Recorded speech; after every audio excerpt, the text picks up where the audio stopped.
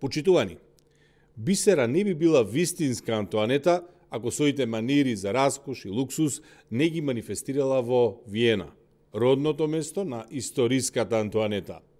Бисера Антоанета дословно се потрудила да подсеќа на историскиот оригинал и за само 4 дена во Виена потрошила 3061 евро народни пари за луксус и раскош. Имено, од 7 до 11.12.2023 година Бисера Антоанета сама престојувала во Виена.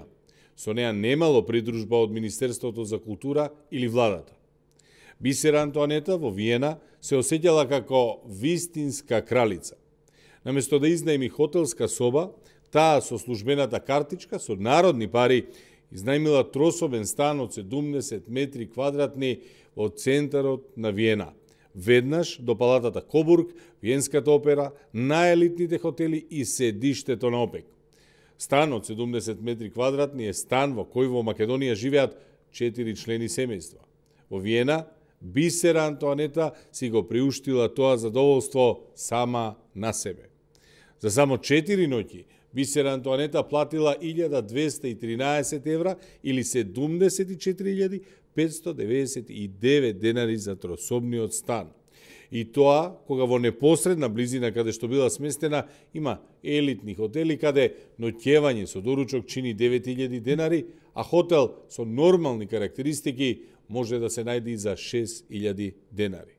Која била потребата на Бисера Антоанета да изнајми трособен стан за 1200 евра за 4 ноќи во Виена со поглед на Виенскиот парк? Бисера Антоанета уживала 4 ноќи во трособен стан со поглед на Виенскиот парк.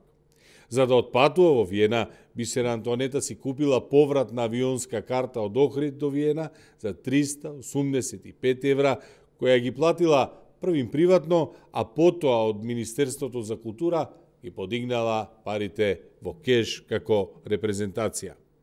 Не е јасно што правела Антоанета во Виена 4 дена. Која била потребата од ова патување и зошто, наместо луксузен трособен стан, не изнајмила хотелска соба која е и до 4 пати поевтина. Антоанета, очекуваме одговори. А за твоите прошетки низ Виена и како си ги трошела народните пари, продолжуваме утре.